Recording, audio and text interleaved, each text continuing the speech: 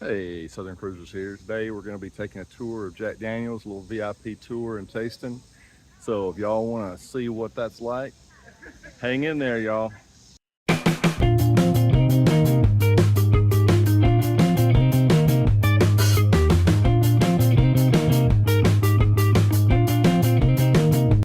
Here we are walking up to the Welcome Center. We got a tour for $10.50 today. There'll be areas where I'm sure I won't be able to video, so we'll have to see what I'm allowed to video and what I'm not. Might not be able to do much. We'll see what it's all about.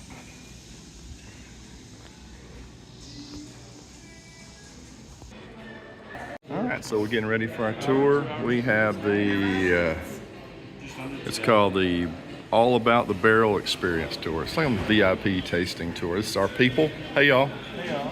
It's our group. And that's where we're gonna go in here in a few minutes. We're the 1055 All About the Barrel Experience. So this is what we got going on. 4,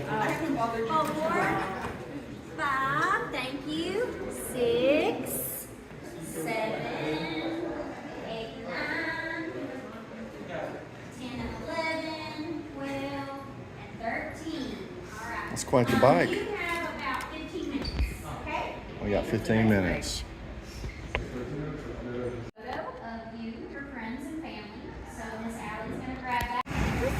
All right, this is our ride. We got to get on the bus. Huntsville, Alabama. Yep.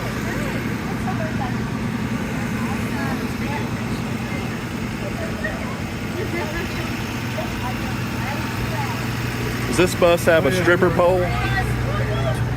Hey, Scott, there's your pole right there. You better be.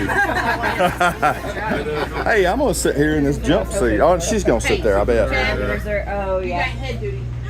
I'll pull you back.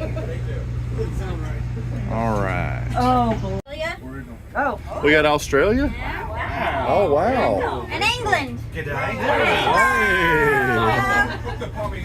So, Very cool. a little bit of everywhere. Tennessee. Yeah, Tennessee too. Sorry. Not sorry.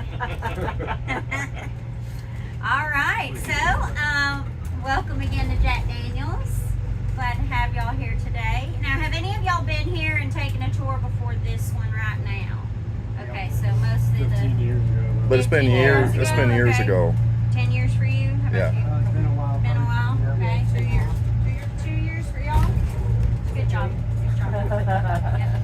And see how their whiskey is made. We've been touring the facility since the 1960s. That's when people started showing up and they were wondering how we made Jack Daniel's.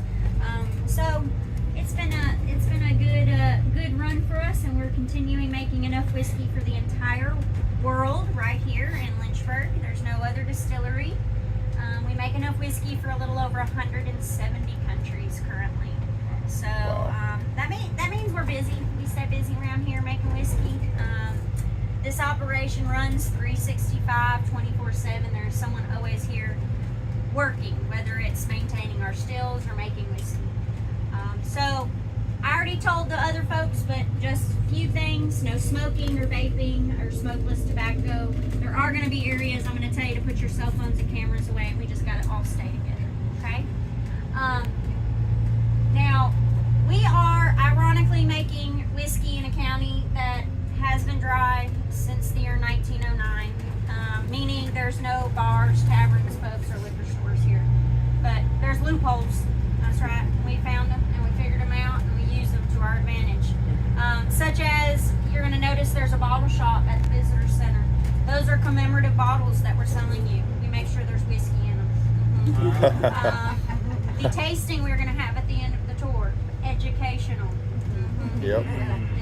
And then y'all are going to get a souvenir slushie as well. The souvenir must be enjoyed while you're on site. So, just enough for us to enjoy our whiskey here. However, it's not illegal to drink whiskey at the house, and beer sales are allowed. And actually, if you go downtown to one of our restaurants, you can drink a beer. So, technically, we're damp, not dry. Okay. Yeah. All right, y'all. So, we're going to be getting off the bus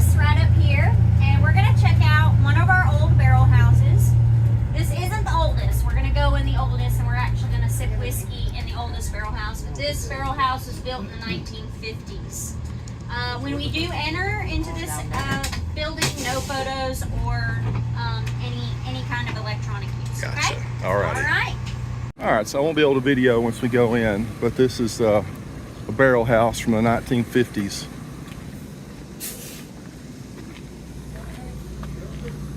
So I'll turn it off as soon as I get up there. Number 4. What you think, Leslie? Oh, I'm liking it so You liking it so far? Yeah. Yep.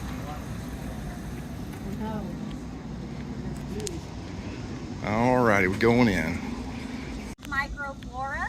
So anywhere you make whiskey, this is going to grow. That's actually how you got caught making whiskey during Prohibition. So I refer to it as moonshiner's frost. Moonshiner's frost. That's what they used to refer to it back in the day, because it frosted wherever you were making whiskey. Just so y'all know, Mother Nature, she's a tattletale. Okay, you'll see another barrel house the same size up there. Now, we have 4 plots of land. Total acreage is about 3,000 acres. And we have a total of 97 active barrel houses currently. So not only is your whiskey made all here, it's also all matured here, and most of it is bottled in this county as well. This is considered plot 1. This plot is where every drop is made. And then we have plot 2, where most of it is bottled, and about 54 barrel houses down on that plot as well.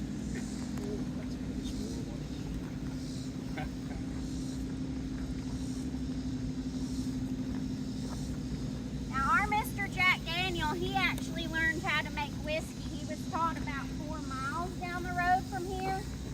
But I'm going to be able to show you what brought him to this location. Jack was about the age of 7 years old when he was introduced to his first whiskey still. And that is when Jack Daniel, also known as Jasper Newton Daniel, found his life passion at the ripe old age of 7. 7. He was middle-aged back then. Yeah. By the name of Dan Call. Dan owned a farm, a general store, and he also had a whiskey still. So that is where Jack was taught how to make whiskey. Now at this point in time, this is prior to the Civil War here and Emancipation Proclamation. So there was an enslaved man living on that farm. His name was Nathan Nearest Green. Mr. Green was the Reverend's head distiller. So every day that Jack was taught how to make whiskey, Nearest was his mentor. As time went on, Jack and Nearest developed a very close bond. Mr. Jack would call him his Uncle Nearest because he felt like he was family. Eventually, the Reverend, well, he would decide he needed to put the Lord first and quit making whiskey. That is when young Jack, in his early teens, would offer to purchase the whiskey still. When he bought the still, he didn't have enough money to buy it outright. So the Reverend and him worked out a perfect plan. Jack would continue to make whiskey on his farm, and the Reverend, well, he'd have whiskey. So it worked out for the both of them. That's a good plan.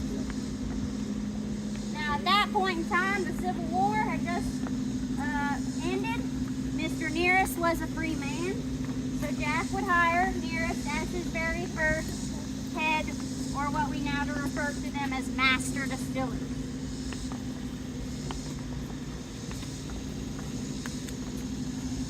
It would be about another 20 years before Jack would have the money to buy the land we're standing at. So it wasn't until the early 1880s that Jack moved to this location. We've been making whiskey in this holler since then, except for 29 long, agonizing years of Prohibition. We were the first state to adopt Prohibition in 1909. Last state out, 1938. So if you're wondering, what did y'all do during Prohibition? Well, we moved. We moved to St. Louis and Birmingham, Alabama. Those are the only 2 other places Jack Daniel's whiskey has ever been made. And then once Prohibition hit nationwide, Jack's nephew decided it was time to become a politician.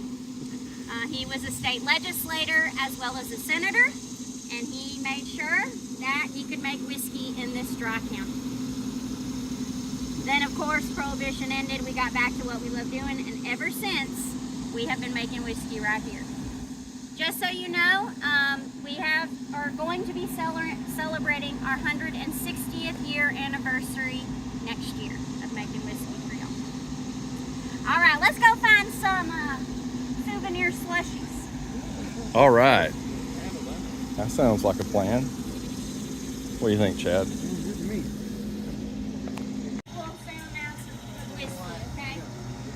So I'm gonna get a Jack and Coke slushie. You want to buy another one? We get a souvenir slushie. All right. Thank you, man. I'm gonna do a lemonade, please. All right. I got the Coke slushie. Coke and Jack Daniels. It's good stuff. What'd you get, Chad? Lemonade. Is it good? It's good. Good, good. Cheers. What about you, Heather? You like yours? Lemonade. Lemonade. Fire. Yep. Awesome. All right, so there's the Jack Daniels slushy truck that's included in our VIP tour. I think I'm the only one that got Coke. Everybody else get lemonade? I got Coke. Oh, cheers. You didn't know you could get one. You didn't get one. Oh, they don't want me. Do y'all still get like a, Educational though. Good Friday. Good Friday. do y'all still get a bottle Once a month. once a month? All right, that's good. Yep. Good Friday. Tennessee whiskey is a little bit different from your other whiskeys because we go through an extra process known as charcoal mellowing. Now, this is something that Jack would have been taught when he was taught how to make whiskey, because this process started nearly 200 years ago in this part of Tennessee. And, well, dates back to about 1825. Jack would have learned how to make whiskey in the mid-1850s. So, what is charcoal mellowing? Well, what it is every drop of your whiskey before it's entrusted to the barrel in the barrel house, we're going to allow it to drip through charcoal. We make this charcoal out in the open air ourselves, and we use sugar maple wood. That's what we're using. So that's what you see sitting out here. Now, we call those measurements, that's a rick, and it's 134 pieces of sugar maple just stacked on top of each other. Now, sugar maple grows abundantly in the great state of Tennessee. But not only that, it's not going to leave any residue in our whiskey. So, we're going to take that, let that wood weather for 6 months. Then we're going to grab 4 of those and set them underneath the furnace. And then we need to start the fire. Now, we wouldn't want to use gasoline or kerosene as a lighter fluid because that's going to mess up the flavor of your whiskey. It's quite awesome that, well, our product straight off the still starts a fire. So, we just use the White Lightning. We take that, it's 140 proof, 70% alcohol. We spray it right in the middle, light her on it. Now, this is an artesian part of the process because to make charcoal out in the open air, you must know exactly when to put that fire out. Too much water too soon, wet, unburnt wood, too little water too late, of course, ashes. Good thing is we got 2 highly trained professionals. That's Darren right here and Mr. Tracy. Darren and Tracy have been here 20 plus years. They know exactly when it's time to put that fire out. Now, when they do put it out, you're going to have a variation of the sizes of the pieces of charcoal. So, some might be something about this big. Others, like this. Either one, too large, too much surface area for the whiskey. We want these pieces to be about the size of a bean. So we're going to take this charcoal once it's cool. We actually place the charcoal in these metal trays, and then we'll haul those metal trays into that building where we have a large grinder. And we'll grind it down until it's the size we need it to be. We're looking for it to be something about the size of a pea or a bean. So this is a perfect size piece of charcoal for us.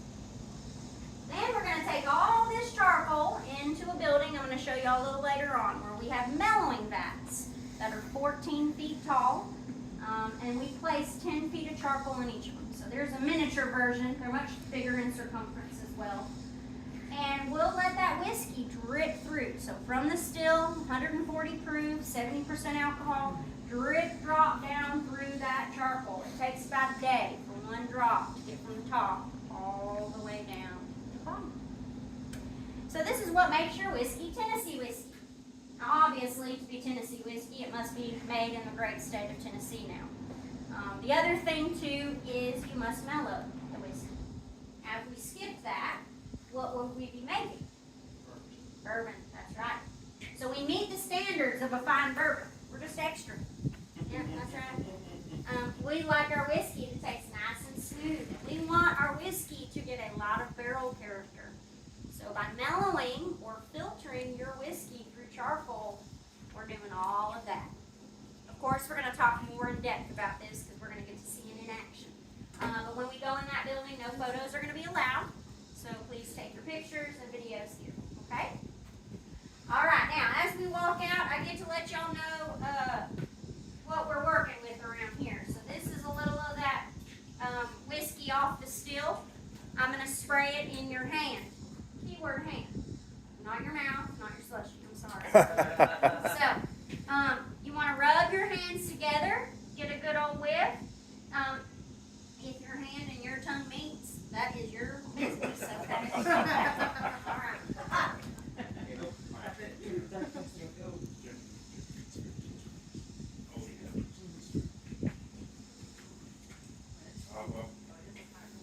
Mm-hmm. That was a bad choice. Heather, did you live in? Ooh, that smells like moonshine. That is some moonshine right I there. have a kid do that on Monday. Am I not allowed to lick? What if I lick my hand? Like the Dollar General, Yeah. We did make Yummy. hand sanitizer during the pandemic. Yeah. Okay, so, all right, y'all, follow me this way. Just an FYI, there are cameras watching if you decide to spray that. They will come after you. Okay, we're coming up to on the spring where they draw the water from to make Jack Daniel's whiskey. The natural spring water. That would be considered a for sure. Ooh, it's nice and cool in here. Yeah.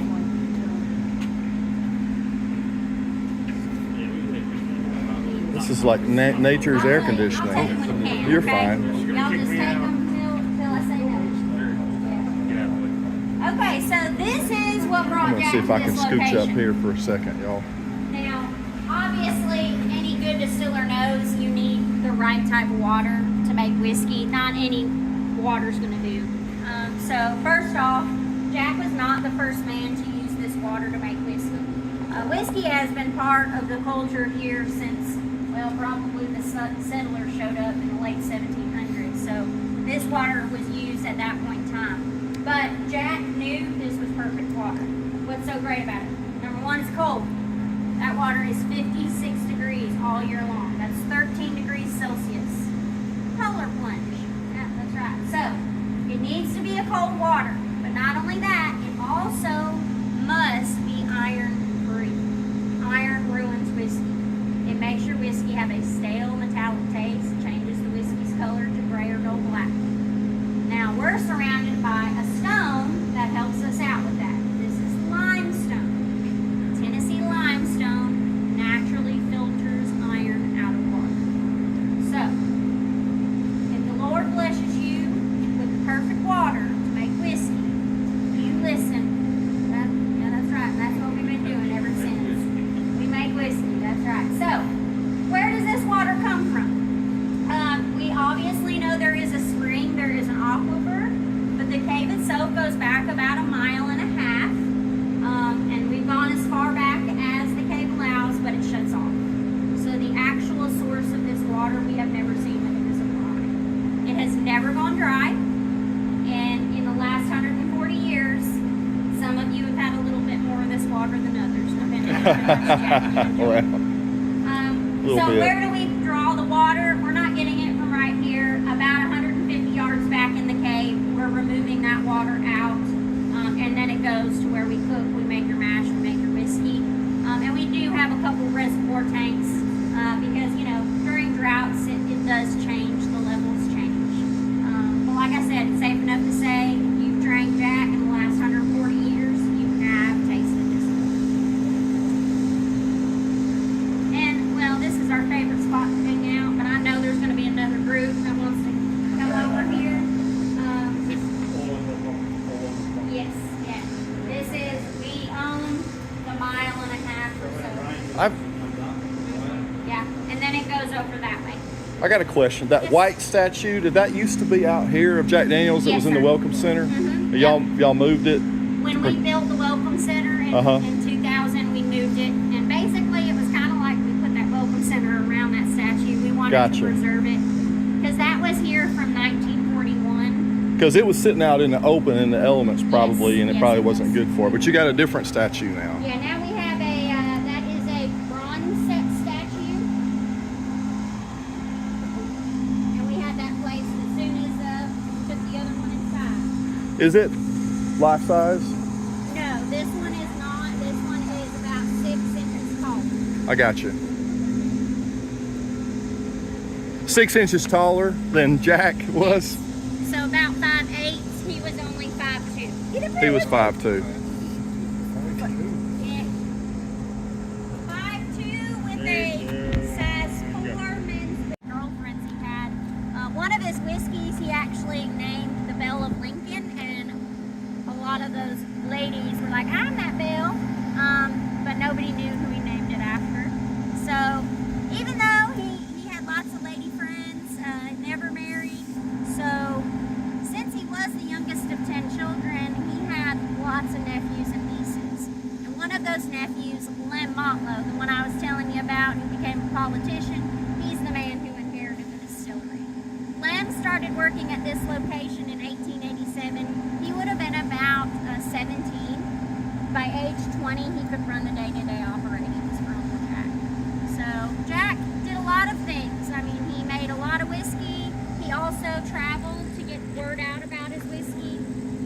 And, well, he loved to host parties. He had 2 saloons in town. And if he found out anybody here in town was widowed or orphaned, he took care of them. So not only do we try to carry the legacy on of how he made whiskey, but also just how he treated everybody. All right, now we're going to go into the oldest building Jack would have built, and that stands here. Now, 2 things Jack would recognize. That's that cave right there, and then this building. This was Jack's old office. He would have built this when he moved to this location in the early 1880s, and it served as our main office until the 1950s. Now, this is on the registry of historical landmarks in the United States of America. Due to that fact, they asked that no slushies go inside because we do have some of Jack's original furnishings inside, okay? All right, y'all head on down, take videos and photos. I knew he'd be able to do it though. I didn't worry about him at all. This was their office until the 1950s. I didn't know that. This was Jack Daniels' real original office.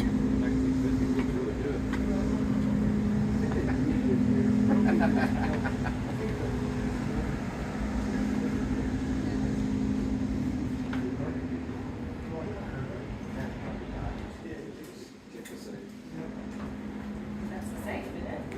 That's the infamous safe, yeah. That he kicked that caused gangrene. Killed him. Did it? Yeah, that's how he died. Got mad and kicked the safe. His toe got infected and he refused to go to the doctor. Huh. And I learned something new. he's a stubborn old coot, apparently. I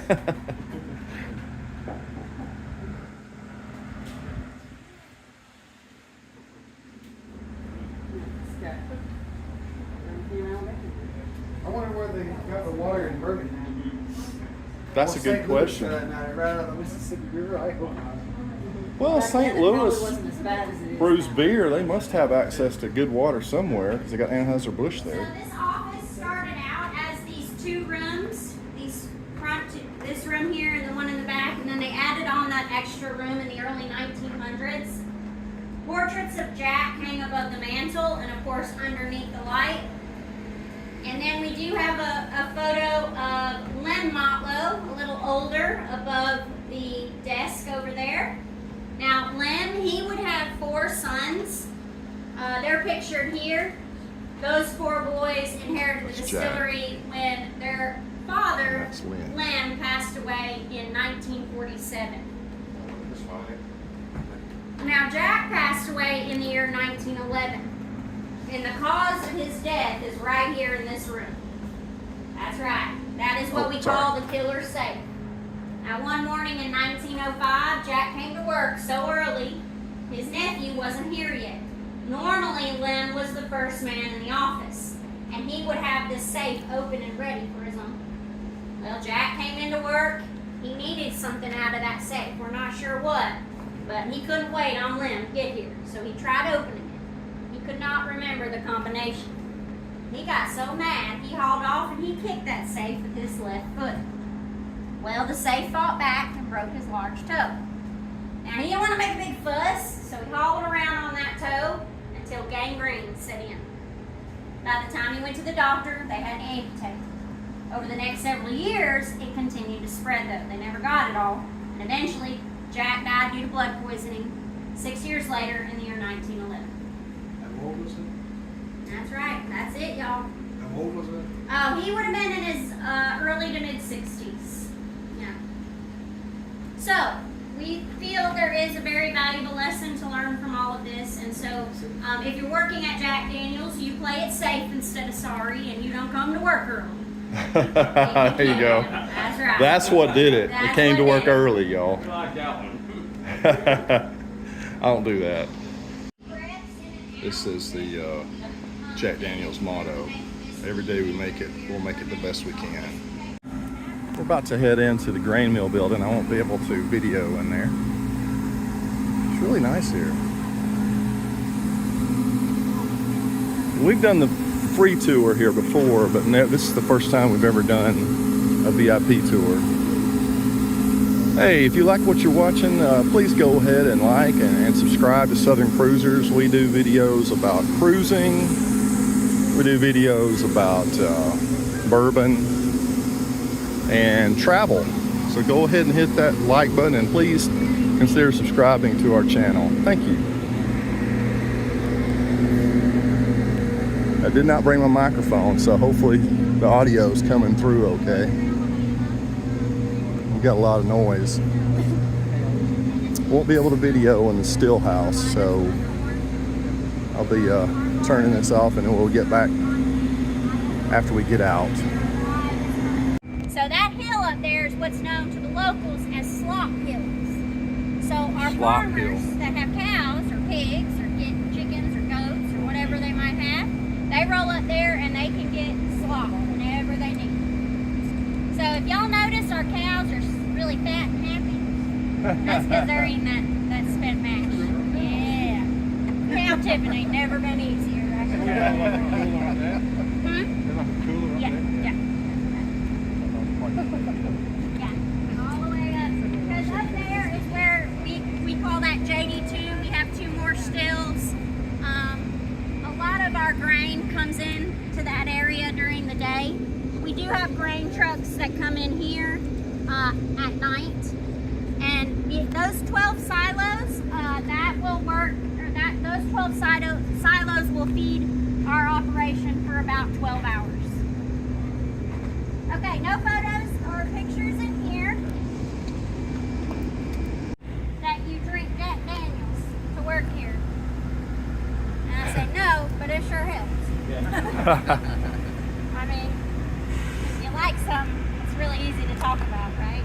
Yep. Actually, if you love something. Okay, now, our whiskey, after the mellowing, is going to next go into the barrel.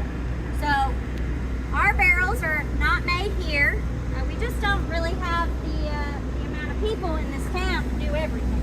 So we share the love. They're made up in Kentucky and then right outside of Decatur, Alabama. So Decatur. that's right. I didn't know that. So we're going to go in a building.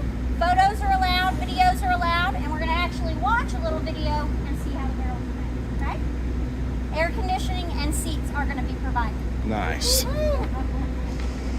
All right, we're going into the bottling building.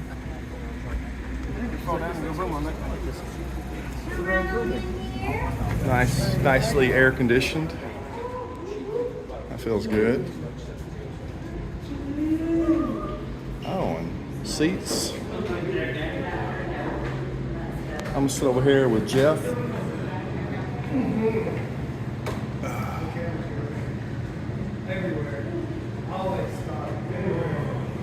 Video. After we watch this, it's time to try some whiskeys, okay? Ooh. I don't know if I'm gonna record this whole video. Here at Maybe just a Jack part of Daniel's, we it. don't put our whiskey in barrels. We entrust it to. You see, a good barrel is more than a container for the whiskey. It's an ingredient. All the whiskey's color and a good part of its flavor are drawn from the barrel. That's why we go to the extra effort to make our own, crafted from American white oak. The rough staves are cut from the trunk and left to season in the open air. The simple seasoning of the wood I'm gonna prepares pause it the right oak here. to contribute to the Alright, so as we talked about in the barrel house, your whiskey moves in and out of that barrel. So this is what we call the whiskey or the soak line. That's how far that whiskey moves in and out as the seasons change. Of course, depending on where that barrel is in the barrel house, that can be even further or a little higher in that barrel stay. We already talked about one-time use. Since I have some folks here from London, I know y'all take your tea seriously, right? Well, we take our whiskey seriously. So if you think of a barrel like you would a tea bag, right? Only reusables, right? One and done. Same with the barrel. We want as much flavor from that barrel as possible. So that's why we use it just one time. But they're still good. They can still be used for other things. So that's why I'm selling them. Okay? All right. Yeah, I had a group of folks from England. There was a whole bunch of seniors. They were so cute. But I asked them about if they reuse their tea bags. And the look that I got, I think it was a look of death. Yeah, I think I would have dropped dead if I would give it. So. Okay, let's go see where we bottle up some whiskeys, okay? So this is one of our bottling lines. We obviously have more down the road. And what we bottle in here is single barrel select whiskey. Single barrel select. And y'all are going to be trying actually 5 different single barrel selects. Ooh. We're gonna be trying 5 single barrel selects So today. these plaques here represent different people who have purchased barrels of whiskey.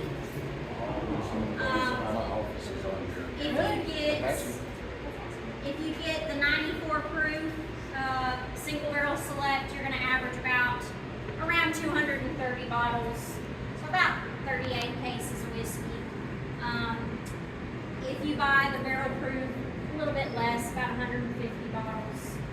And the barrel underneath their name means they bought more barrels. Okay. And if you see a 7, that means they purchased 7 barrels. That's Italian. Okay. So this is something, we were the first distillery in 1998 to do a 5-barrel program. We thought we'd sell 20. We sold 200. No, we don't. I wish we did. What's it called? I'm going to talk more about how it's bottled, but this is single barrel bottling line. We also do like specialty or small batch whiskeys in here. All the other whiskey is bottled down on the south side of town. Now the only things that we do not bottle here would be like your pre-made drinks, what we call RTDs, ready to drink. So It's the George Green Barrel House. it was free. Yes, it was a free thing you could do. It's our next stop.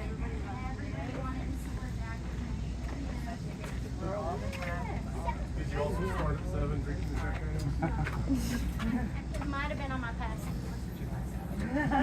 Okay, no photos inside here. All right, so we just came out of the barrel house, and then these are empty barrels, so we can video in here. This is nice.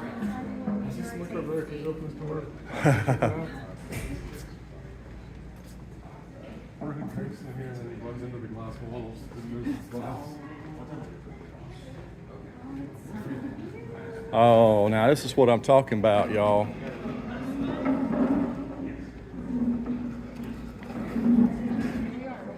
I want to sit over there. Come right on in, sit on down. Yeah, come sit with me, Jeff.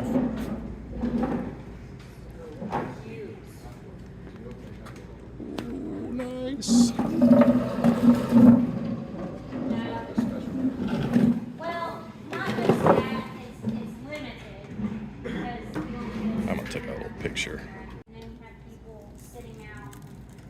I think we ended up having a line of 600 people. We only had a little over 400 bottles, and some people camped out overnight. We don't like that because we just don't want anybody getting hurt or anything. So they're like camping out on the road, so we don't like that. We prefer. We're going to try 4 whiskeys that you can get pretty readily available to most of you. The 5th one is going to be the limited, very hard to find. It's probably going to be your favorite Because you can't buy it. I'm sorry. Okay. But you're one of the few that are tasting it. That's how y'all can look at it. We call this a vaulted whiskey. We brought it out of the vault for you to try. Okay. All right. So first off, we want to sip some water. We want to cleanse our palate. Now, as we taste this whiskey, it's up to you how you want to drink it. It's up to you. First up, we're going to start on the left, and we're going to go to the right. Okay, we're going to start with Single Barrel Select. So this whiskey was introduced in 1997. This whiskey is what it says on the bottle. We select single barrels. We bottle these barrels 1 barrel at a time. Now, when you nose this whiskey, there can be different aromas that you smell. It can be sweet. Okay, you could get caramel. You could get vanilla. You could get, I've had people toasted marshmallow. Okay, others say, nope, what I smell is the oak. I smell the wood. Some smell spice. It's up to your nose. I smell spice. What do y'all smell? Spice. Spice. Okay. You smell caramel. Okay. I taste spice. Whiskey. Thank you.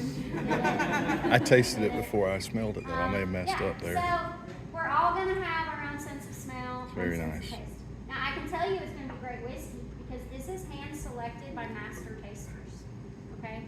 Now we have a panel of master tasters. These tasters are going to a certain location of the barrel house. They're going to the top. Now, a lot of people are like, wait a minute, that's your youngest whiskey. True. But it's also where our whiskey has the most interaction with. What you're going to look for is the neck of the bottle. That is a hand-placed label.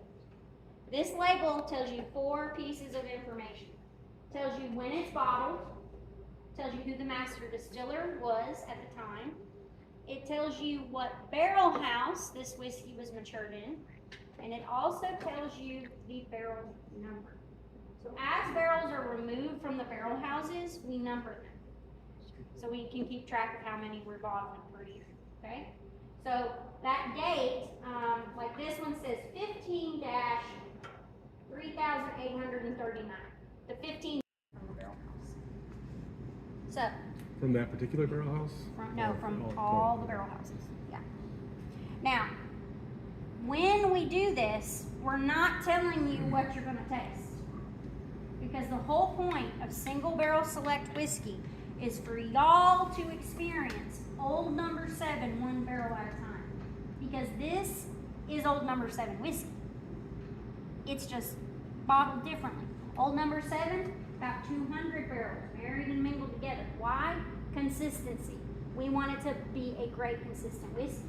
Because we want, whether you buy that whiskey here in Tennessee, Alabama, England, or way down south in Australia, we want it to taste the exact same. We want you to have the great same tasting whiskey.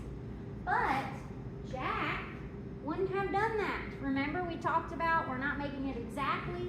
Jack wouldn't have had 200 barrels to marry and mingle together, so his whiskey would have been enjoyed 1 barrel at a time. So we're kind of going back to the basics when we brought this whiskey back out. Okay? All right. Any questions about single barrel select? What did y'all think? Did you like it? Yep. Good. Okay. All right. Now, 94 proof is the Black Label Single Barrel Select. That's 47% alcohol. So, old number 7 is 80 proof. So why the higher proof? Because it's better. I mean, it's better at higher proof. I don't care what you say. 94 proof is better than 80 proof. Okay? All right. Now, those not from the States, you know why we say proof instead of percentage? Any idea? 100 proof sounds a whole lot better than 50%. That's why. Yeah. And it had something to do with setting things on fire when our whiskey was flammable. I don't know if y'all knew this, but we like things to set things on fire too. So, there you go. Okay, now we're going to get to single barrel select. Barrel proof. Now, this actually, to me, this is the purest form of Jack Daniel's whiskey. Not just to me, to anybody. This is the purest form of Jack you're going to find. Because think about this. This is 1 barrel at a time, and it is the proof that it is from the barrel. So we're not adding any deionized water to proof this whiskey down at all. So when our whiskey goes in that barrel, it's proofed to 125 proof. But as your whiskey evaporates, we experience that angel share, the leakage, the evaporation. The whiskey tends to move in proof. Sometimes it goes down, other times it goes way up. So this whiskey will be anywhere from 120 proof to upwards of possibly 140, depending on how. What is that? Well, you gotta taste it first. Gotta taste it first. I'm not picky. Hey, this is I'm barrel talking proof. all taste, okay? I'm not like most taste around. So is the proof listed? I'm sorry. Is the proof listed on the bottle? Mhm. And it'll be different for every barrel. Mhm. Okay. So, okay, so when you see the gold label, Sorry, man. know that that Trust me means better. it's barrel proof, okay? I like to say gold, people think of pure when they think of gold, so that makes sense. But then it's gonna have a ribbon here. Mhm. The ribbon is gonna tell you the proof, Gotcha. okay? So every barrel, different. This is great. Sure. Oh no. I don't think we've ever had 186. I haven't said that. I said 186. I can blow fire right now. Okay, what? smelled really sweet, but- Let's say. You can taste the ETOH in it for sure. Okay. Okay. 126. 129. Okay. Which one is it? Yeah, it's about 70% ABV, so about 140. Okay. What about y'all? 130? Got a little bit left. Yeah. What about you? Okay. Got anything? Oh, okay. No. I had another guy say 140. Okay. Nobody got it right on point. It was 131. Okay. 0.6. Okay, I'm 31.6. in there. Yeah. Yeah. Sure. So 65.80%. 65.80%. Now, we have a lady that works here. She should have been a comedian. Her name is Kimmy D, and she calls this her ketchup whiskey. If she's running late to a party and she needs to catch up. That's what we call pre-gaming, but she catches up. But yeah, she's a hoot. So now, by the way, Jack probably also, when he sold barrels, he didn't proof his whiskey. So if we want to get right down to the nitty gritty of things, this would have been really what he would have done right off the bat. Okay, or this one until he started, of course, doing like your bonded whiskeys and things like that. So, OG, right there. Okay. All right, now rye whiskey. We got in the game in 2012 with some rye whiskey. I like rye whiskey. I don't know about y'all. I like it. rye. Yeah. Gotta spice things up on occasion. So rye, our rye whiskey is 70% rye versus only 18% corn versus 12% barley. Again, this barley is not for flavor. This is for the conversion of the starch to sugar.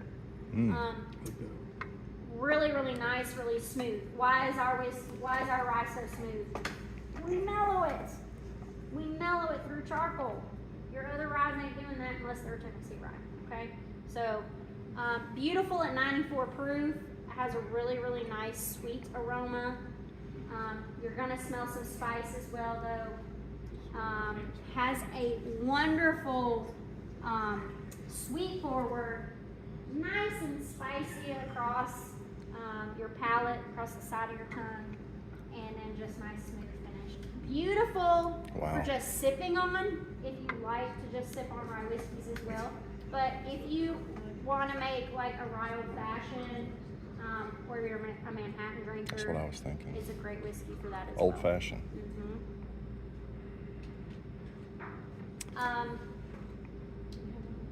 That's my favorite so far. Like I said, 2012 is when we came out with our first rye. It was actually unaged. And then 4 years later, we had some aged whiskey ready. So 2016 is when the single barrel rye came out. Then it would have been around, I think this was 2019 or something around that time period, that the barrel proof rye came out. Now currently, this is our #1 seller in barrels, is barrel proof rye. Yeah. So same whiskey, difference, again, straight from the barrel to the bottle.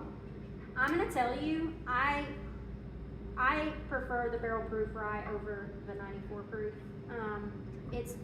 It's just amazing. It's just a great whiskey. So this whiskey, again, meets the rye grain bill. Only difference, we didn't add water to it. We're going to have a variation of proofs.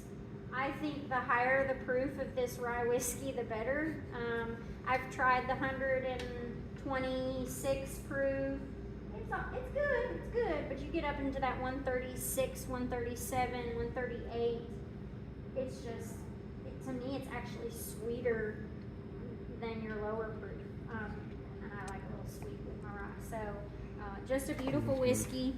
How is it? How can you tell the difference That's your favorite between so far? rye and your single barrel proof? This is going to be a green label now. That's going to be a black label, but it's going to say rye on it too. Peppery. Spicy. I like that. Ooh-wee. Yeah. It was a maroon. I'm gonna end up buying a bottle of this rye. I didn't know that's the bomb till today. Specifically the barrel proof one, right? Okay, Yeah. so They're both good, but yeah, what's barrel this? proof. Proof on this one. 138. Okay. 133. Okay. Okay. Go ahead, 137.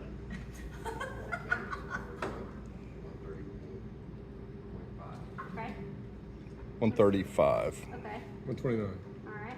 137.7. Okay. 133. 33. What about you? Yes, Okay. sir, in Lynchburg. 136. This one's 136. Okay. 135. Okay. Again, none of you got it right on the nose. I'm sorry. 134.7. So 135. Y'all were close. Yeah, I was 0.3 off. Yeah, So 67.35%. nice. Now, we have not this whiskey, but the 94 proof rye. We have a bottle that was hand selected by Chris Fletcher, our master distiller, only for the bottle shop. So it has a medallion, just like your whiskey if you bought a barrel would have. So if you're looking for something special and a collector item, it would be that 94 proof rye chosen by our master distiller, Chris. Yes, sir. So what are the difference in retail values? So you're looking more along the $55, $60, $65 range, and you're looking maybe about $10, $15, $20 more for your barrel proof, somewhere in that range, average. Okay, now the vaulted whiskey. The one that I've tasted only one time, didn't buy a bottle, could kick myself. Okay, anyway, this is a single American malt. So 100% malted barley. We're doing that? Yes, we are. Okay, yep. We are not selling, like I said, this is a vaulted whiskey. So if you wanted an American single malt, we have an American single malt that you can buy duty-free areas, military bases. Okay, it's not sold stateside. It's not single barrel. It is a married and mingled whiskey. Okay. This though is twice barreled single American malt. First barrel white American oak. Second, technically not a barrel. It is a sherry oloroso cask. Ooh. So go ahead and get into this one. All right, Super excited. let's try this. This is the one that we can't get anywhere. Single malt, twice barreled. That might be a little bit of a fit because you might be able to find a secondary market. I just don't want to know which one. Oh, right. I get a picture. Wow. You got a guy. So, And if you got a guy, then you need to tell me about that guy because I need a bottle. why is this one the best? The one we can't get. No. Oh my I God. don't know. The Okay. sherry cask, yeah. Now, I'm telling you, Oh my this doesn't God. mean we won't ever do something like it again, okay? I tell people they don't. So there might be something like this that comes out. I know that we did in the old number 7 recipe, we did the sherry yellow, we did the twice barrel for sherry yellow roasted cask. But that was, so Tennessee, we do have what's called the Distiller series or the Tennessee Tasters. And so we released those. One of them was that. I think I bought 4 bottles of that because I love it. However, this one is even sweeter and smoother. It's dangerous, like you said. It's very dangerous. Yes, sir. So what is the oldest known barrel to exist? Is anybody sitting on like a 100-year-old barrel that's hidden away somewhere? No, because that barrel will be completely empty. Yeah, it evaporates. You're not, I mean, yeah, it would be an awesome barrel, but we don't have anything that old. We're working towards a 21 year. So that's about the That's gonna be where we're gonna probably stop. So what if there was a 100-year-old barrel that was bottled, and there's a 100-year bottle, and a 100-year-old JD? Yeah, there are gonna be bottles that are you can find that are 100 things. So you should drink it. That's what the kids try. Vaulted or malted. What? That's what the kids tell me. Malted in a sherry cask. So good. Can you tell my mom I was not lying about that? Exactly. It magically turned into water somehow. I don't know. Or sweet tea. Yeah. This tastes a lot like sweet tea. So no, from my understanding, so we did a 14-year. The 14-year, we had 90 bottles. Then you get into the 18-year. We're just hoping we'll have, I don't know, 50 bottles, 21. Who knows, right? And you're gonna have, yeah, that's the thing. You're gonna pay for it. So That's dangerous. I don't Yeah, know that's the best. if we'll have anything past 21, because that's where Jack went to. Yeah. Jack did 10, 12. Well, what's crazy is the day that we released the 4-year 10, the 4th batch of 10, the 3rd batch of 12, and the first 14.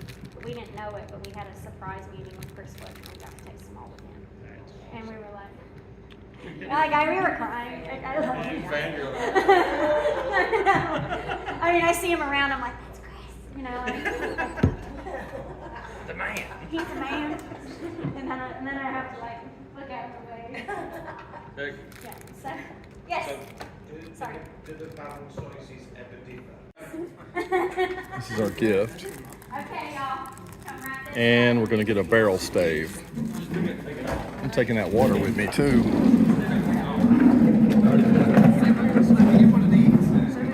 We get this too.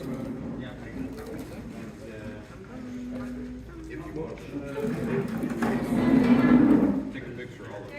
There are, you know, real barrels that have tar on them, so be careful. You're gonna have tar. Be careful. Put your fingers on your face, okay? Get a picture of all of them. I'm gonna get a video of all of them. Oh, definitely the malted, the single malt, That one. the one you can't get. So I got a taster of the single barrel proof rye at 137. Everyone gave it to me. I think it keeps tasting. What was your favorite, Troy?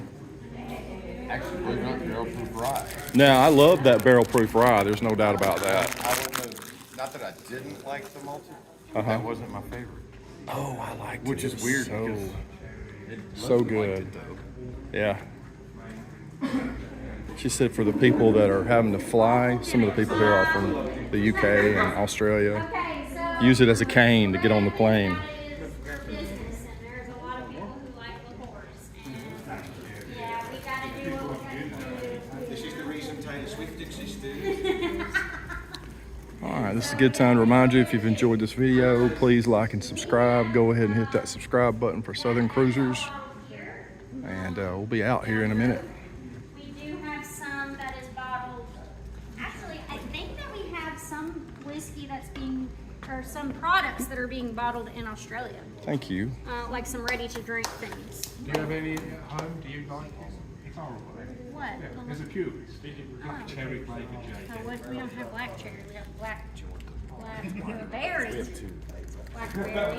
We have blackberry. We have apple. I don't think it honey, matters to fire. me. I think I'll keep this one. I'm good with I this like one. the apple. I'm gonna be honest. I like the apple. Yeah, I'm good with this one. This is good. We get two. I don't mind it. I'm not. So did he. I mean, This is good. but is it my go-to? You know. No, it is flavored with apple, honey, molasses. Well, I don't know if I'm going to comment on this video. Let me hit the pause button.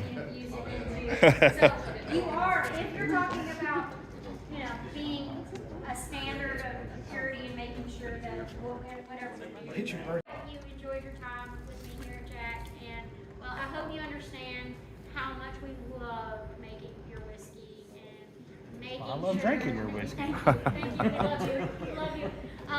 And well, anytime y'all are in town, y'all come back and hang out with me, okay? Even on Good Friday, you know, even on Good Friday. By the way, I definitely want to tell y'all it means so much to us, okay? And well, may Jack be with you. May Jack be with you. All right. That's awesome. Yeah. All right, we're going to go get our photo. Okay, if y'all don't mind, like, hopefully Put our wood in. All right, so that was cool. That was the tasting part of it. It was awesome.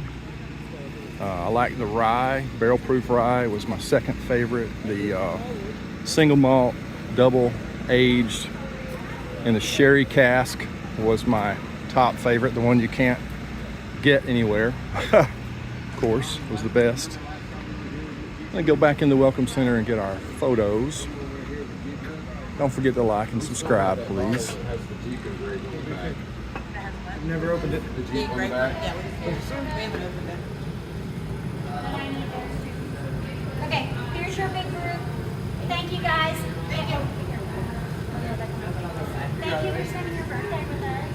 Thank you so much. Thank you. Thank you guys so much. Y'all come back. Each one of y'all are from Alabama. We'll come back. All right, appreciate it. All right, Okay, We here out. y'all go. Thank you. this is the bottle shop. We can now buy stuff in. White Rabbit. The White Rabbit Bottle Shop. Yep, the White Rabbit Bottle Shop, which I believe the White Rabbit was a little bar that he had, wasn't it? Jack Daniels. Maybe. I know it's also like a clear whiskey that they have made before, but I don't think they currently make it.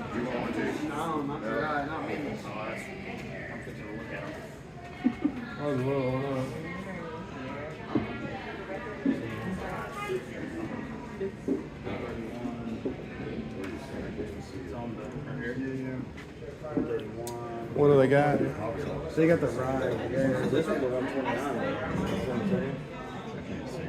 I'll go ahead and get a little bit of everything, and then I'll come back and look over there. I got the Gentleman Jack over here. That's pretty cool. Yeah, he's 129. I do like Gentleman Jack.